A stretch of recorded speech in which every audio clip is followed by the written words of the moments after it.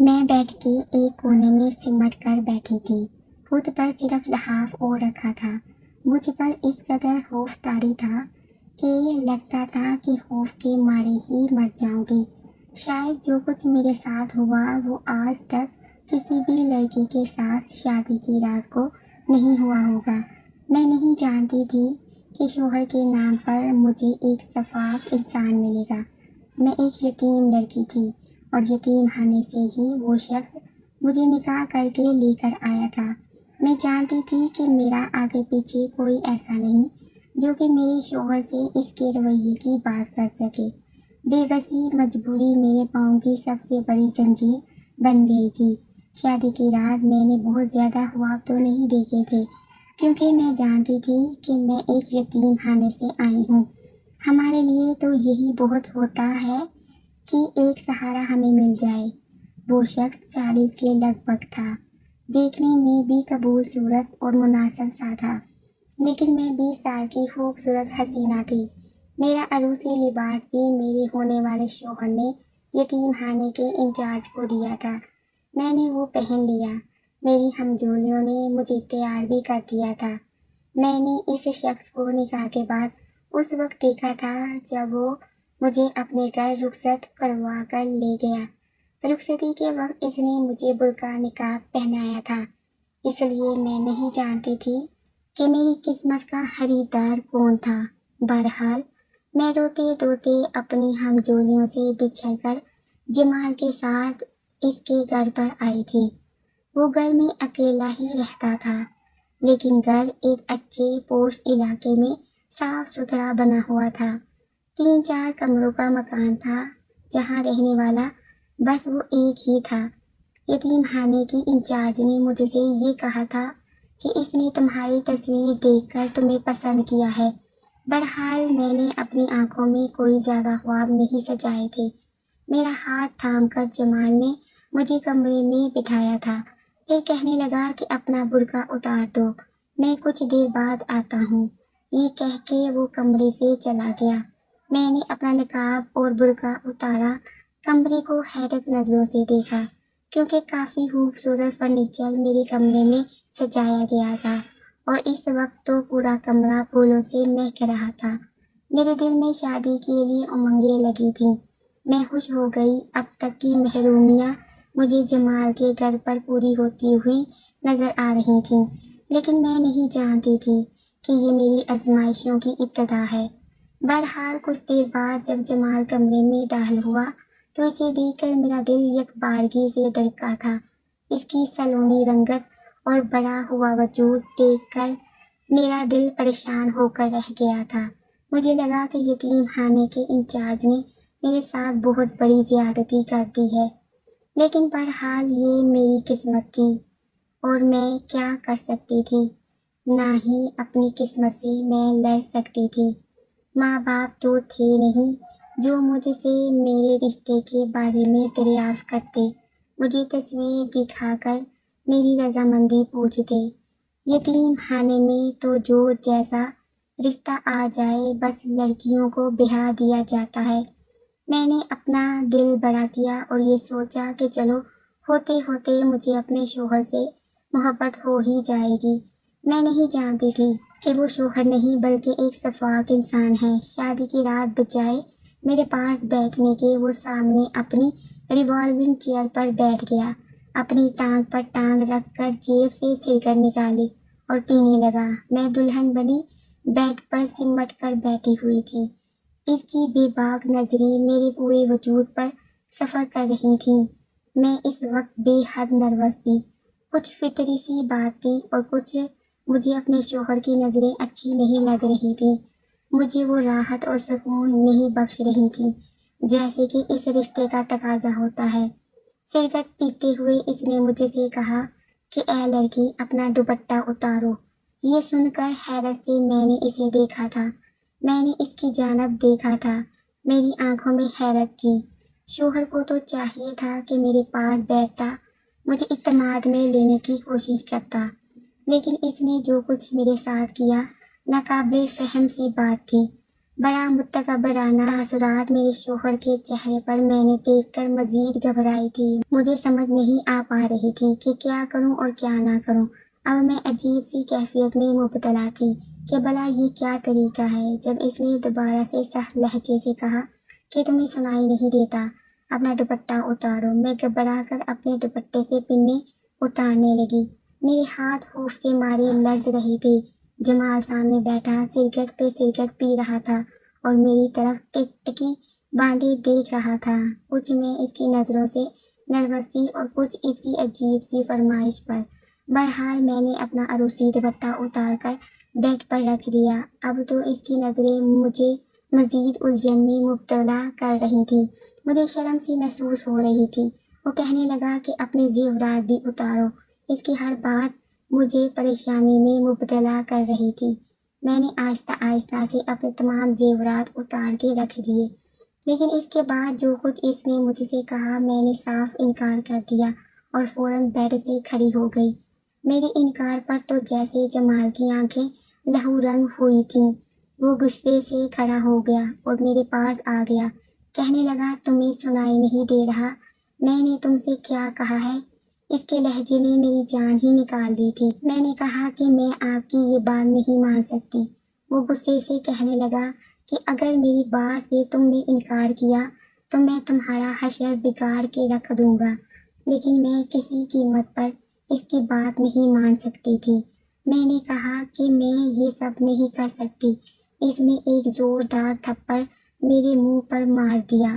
کہنے لگا کمینی، اپنی اوقات بھول گئی ہے کہ میں تمہیں کہاں سے اٹھا کر لایا ہوں۔ پاؤں کی جوتی کے برابر بھی نہیں ہے تو۔ اگر میری بات سے اختلاف کیا تو جان سے مار ڈالوں گا۔ اس کی غضبناک لہجے پر میرا دل سوکھے پتے کی طرح کانپا تھا۔ میں رونے لگی۔ مجھے ایسے سخت رویے کی امید نہیں تھی۔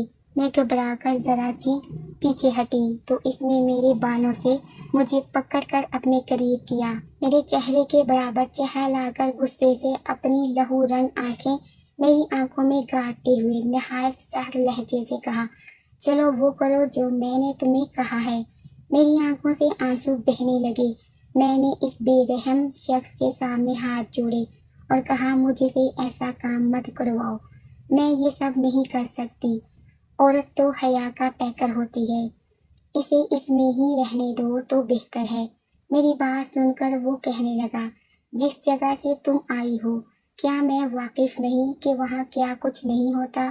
میرے سامنے زیادہ ڈرامے بازی مت کرو۔ میں جانتا ہوں کہ یتیم خانے کی آڑ میں کیا کیا وہاں پر رنگ رلیاں منائی جاتی ہیں۔ جب تم وہاں موجود مردوں کے دل بہلا سکتی ہو تو پھر میں تو زیادہ حق رکھتا ہوں۔ آخر تمہیں زمین سے اٹھا کر میں نے آسمان پر لا کے رکھا ہے۔ اگر تم چاہتی ہو کہ میرا رویہ تمہارے ساتھ اچھا رہے تو ویسا کرو جو میں تمہیں کہہ رہا ہوں۔ میں اسے حیرت سے دیکھ رہی تھی۔ ہمارا یتیم خانہ بالکل ویسا نہیں تھا جیسا وہ سمجھ رہا تھا۔ ہماری انچارج بہت اچھی تھی اور ہمیں اس نے بالکل ماں کی طرح ہی پالا تھا، ہماری حفاظت بھی کی تھی۔ میں یہ نہیں جانتی تھی کہ دوسرے یتیم خانوں میں یتیم لڑکیوں اور عورتوں کے ساتھ کیسا برتاؤ کیا جاتا ہے اور کون سا کھیل کھیلا جاتا ہے، لیکن میں نے جب سے اس یتیم خانے میں آنکھ کھولی تھی ہماری حفاظت بالکل ایسے کی گئی تھی جیسے سگی بیٹیوں کی جاتی ہے۔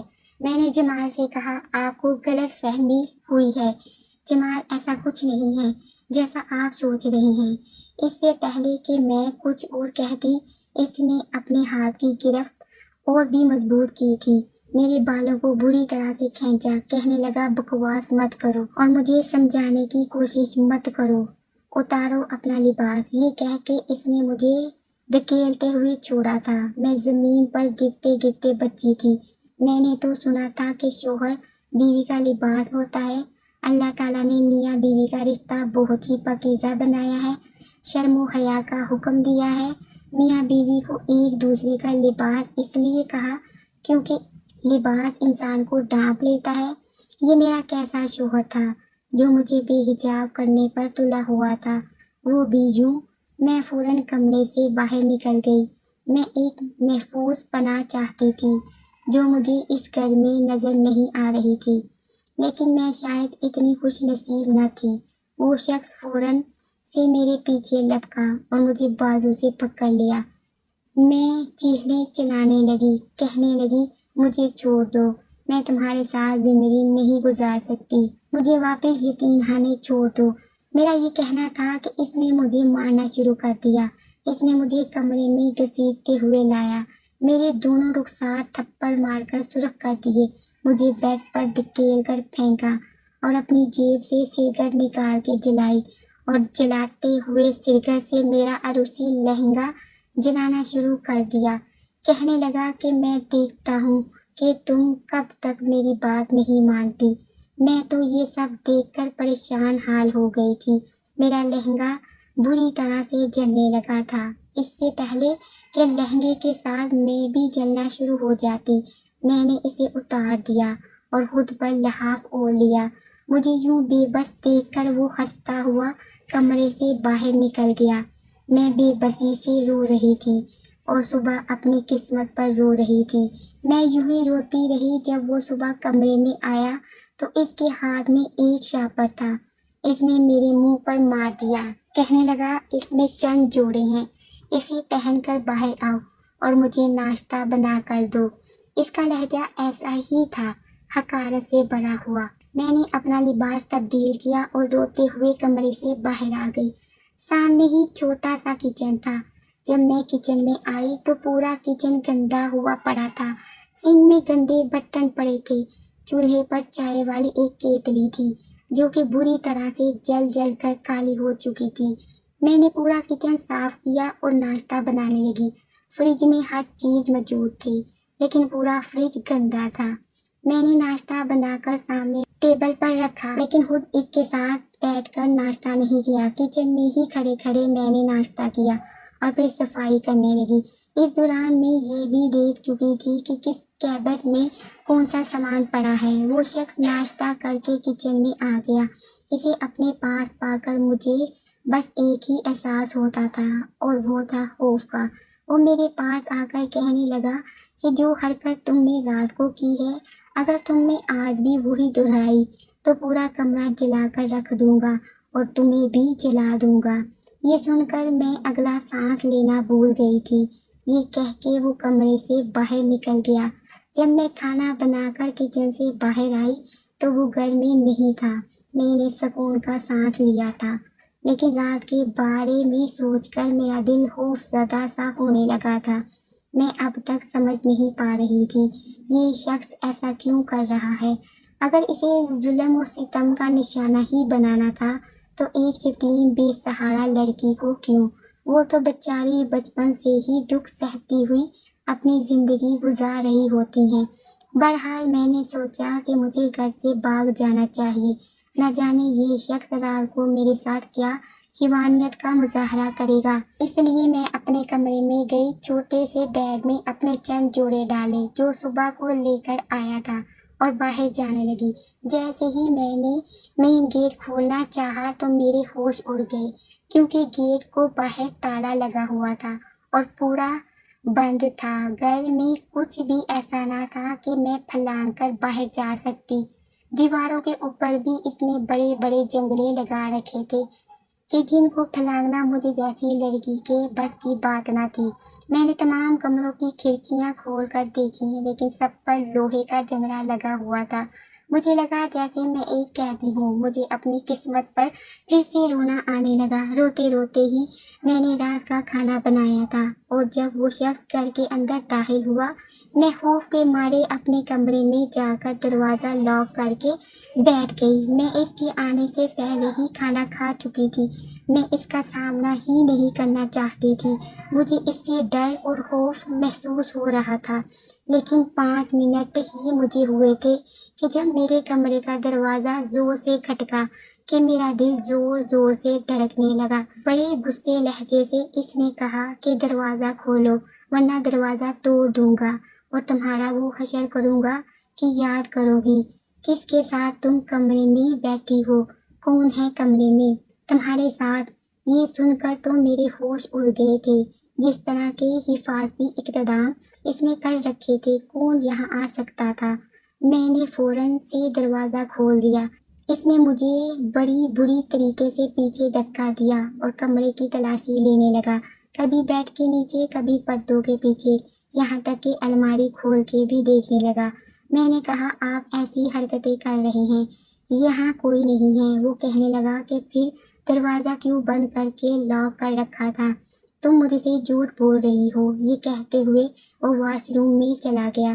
شاید وہاں دیکھ رہا تھا کہ میں نے کسی کو وہاں تو نہیں چھپا کے رکھا۔ میں سمجھ گئی تھی کہ شاید شکی مزاج قسم کا شخص ہے۔ پورا کمرہ دیکھنے کے بعد کہنے لگا، اگر میں نے یہاں کسی اجنبی کو دیکھا تو تمہارے ٹکڑے کر دوں گا۔ یہ کہہ کر وہ کمرے سے باہر چلا گیا۔ رات کو اس شخص کی پھر سے وہی ایک بات تھی جو مجھے میری ہی نظروں میں گرانے کے لیے کافی تھی، لیکن اس بار میں نے اعتراف نہیں کیا کیونکہ میں مار کھانے کی ہمت نہ تھی۔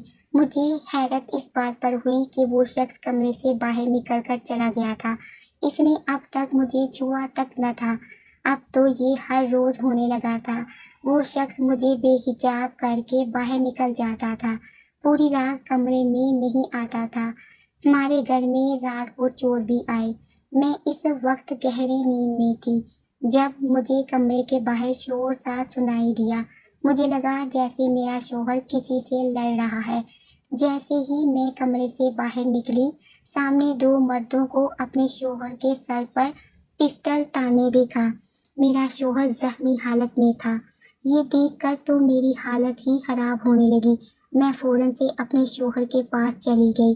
ان چوروں کو کہنے لگی کہ میرے شوہر کو کچھ مت کرنا، اسے کچھ مت کہنا۔ چور کہنے لگے کہ اگر تم چاہتی ہو کہ ہم تمہارے شوہر کو کچھ نہ کہیں تو جو بھی زیورات اور نقد تمہارے پاس موجود ہے وہ ہمیں لا دو۔ میں فوراً اپنے کمرے میں چلی گئی، اپنی الماری کا لاکر کھولا تو اس میں کچھ کیش تھا، تھوڑا بہت زیور بھی تھا جو کہ میرے شوہر نے مجھے مہر کے طور پر دیا تھا۔ میں نے وہ سب لا کر ان چوروں کے حوالے کر دیا۔ پیسہ لے کے وہ وہاں سے چلے گئے۔ میں رونے لگی، بار بار اپنے شوہر کا چہرہ اور ہاتھ دیکھنے لگی کہ کہیں اسے زیادہ کوئی نقصان تو نہیں پہنچایا، کیونکہ وہ شاید ان چوروں سے لڑا تھا، اس لیے اس کے چہرے پر زخم تھے، ہونٹ کے قریب خون بھی بہہ رہا تھا۔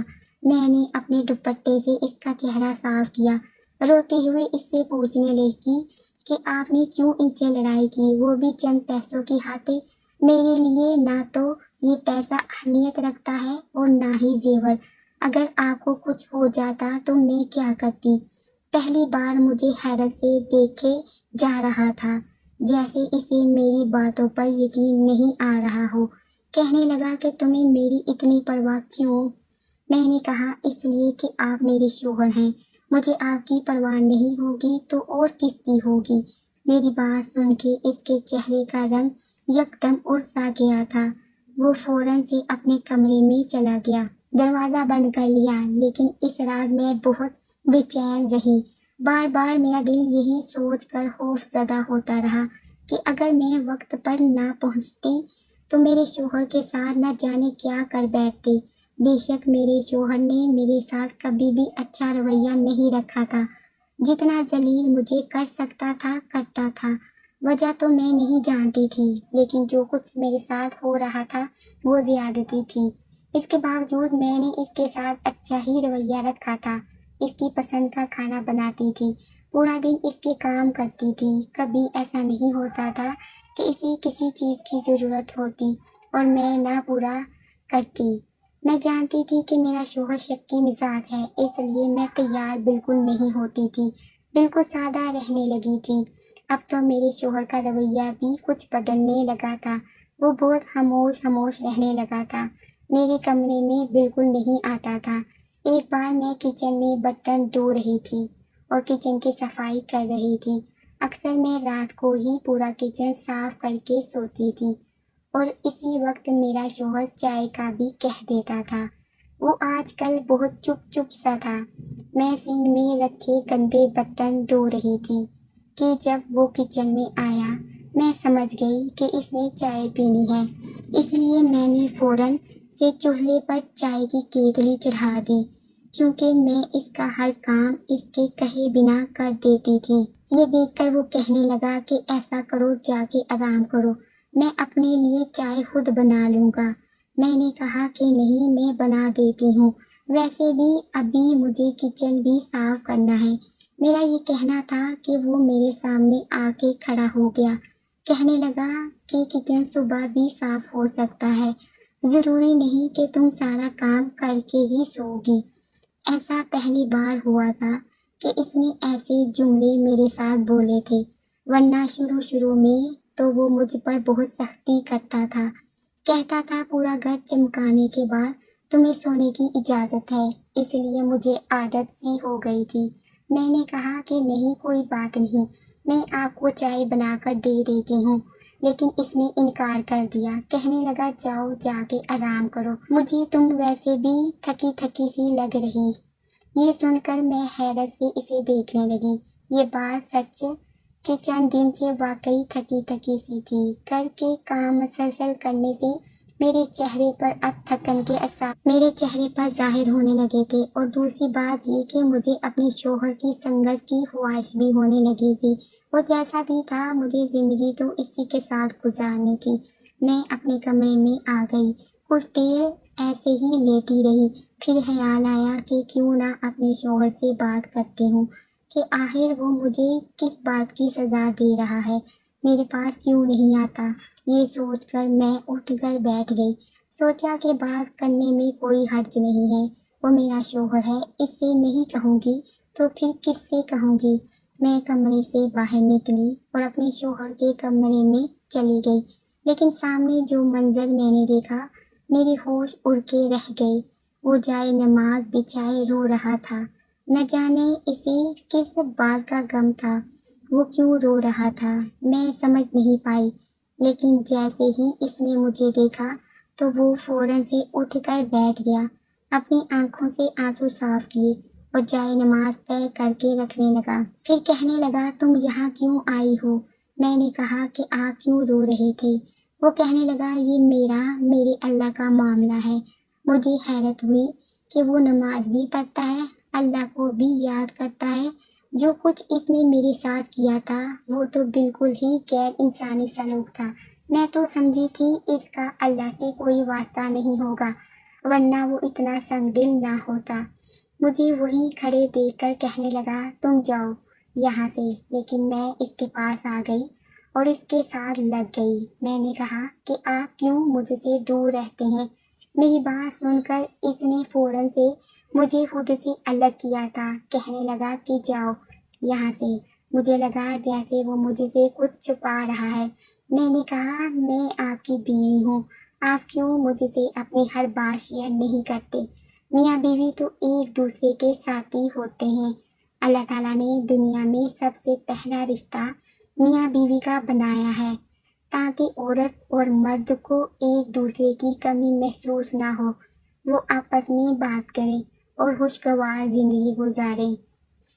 میری بات سن کر وہ کہنے لگا عورت بے اعتبار ہوتی ہے، میں نے بہت بڑے دھوکے کھائے ہیں، اس لیے مجھے کسی بھی عورت پر مجھے بھروسہ نہیں ہے۔ وہ کہنے لگا میری ماں اس وقت ایک غیر مرد کے ساتھ بھاگ گئی جب میں 10 سال کا تھا، صرف اس لیے کہ میرا باپ خوبصورت نہیں تھا۔ مجھ سے بڑی میری بہن تھی، جب وہ جوان ہوئی تو میرا باپ انتقال کر گیا، میں نے ابا کی دکان سنبھال لی، بہن گھر سنبھالنے لگی۔ میں اس کا رشتہ بھی ڈھونڈ رہا تھا، لیکن کہیں بات نہیں بن رہی تھی۔ لیکن ایک بار جب میں گھر میں آیا تو بہن کے کمرے سے ہنسنے اور باتیں کرنے کی آوازیں آ رہی تھی۔ جب میں نے کھڑکی سے جھانک کر دیکھا، وہ گلی کے آوارہ لڑکے کے ساتھ گناہ کر رہی تھی۔ یہ سب دیکھ کر مجھے لگا بس عورتیں ایسی ہی ہوتی ہیں۔ میں نے اپنی بہن کو مار مار کے گھر سے نکال دیا، وہ اسی لڑکے کے ساتھ بھاگ گئی۔ میں نے اس لیے کہیں ساتھ شادی نہیں کی، لیکن پھر لوگ مجھے تانے دینے لگے کہ تم سے کوئی بھی لڑکی شادی نہیں کر سکتی، کیونکہ جس کی ماں اور بہن بھاگ گئی ہو انہیں کوئی اپنی بیٹی نہیں دیتا۔ یہ سب سن کر میں نے یتیم خانے جا کر شادی کی بات کی اور تم سے شادی کر لی، لیکن تمہیں دیکھتے ہی مجھے اپنی ماں اور بہن کی حرکتیں یاد آنے لگی، اس لیے میں تم سے اس بات کا بدلہ لینے لگا۔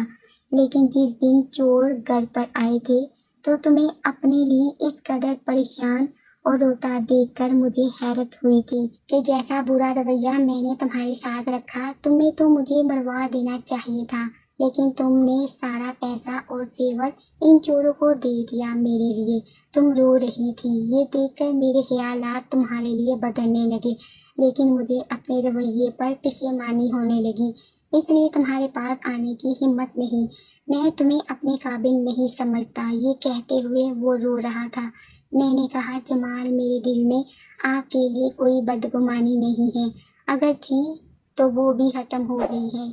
جو کچھ جمال کی ماں اور بہن نے کیا وہ واقعی غلط تھا، کسی بھی مرد کو بدگمان کر سکتا تھا۔